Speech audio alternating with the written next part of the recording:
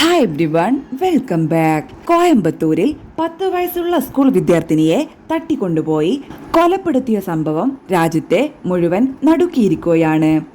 വീടിനടുത്തുള്ള കടയിലേക്ക് മിഠായി വാങ്ങാൻ പോയ കുട്ടിയെയാണ് വിജനമായ സ്ഥലത്ത് കൊല്ലപ്പെട്ട നിലയിൽ കണ്ടെത്തിയത്.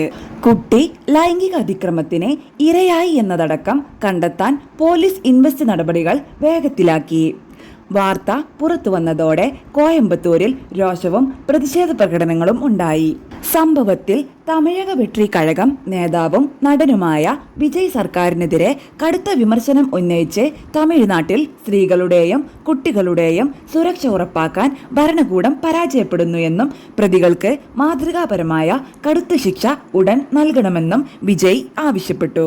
വിജയുടെ ഇടപെടൽ സ്റ്റാലിൻ സർക്കാരിനെ വലിയ സമ്മർദ്ദം ഉണ്ടാക്കി. വിജയിയെ താഴെയിറക്കാനുള്ള സ്റ്റാലിന്റെ അടവുമാകാമെന്ന് പ്രേക്ഷക അഭിപ്രായവുമുണ്ട്.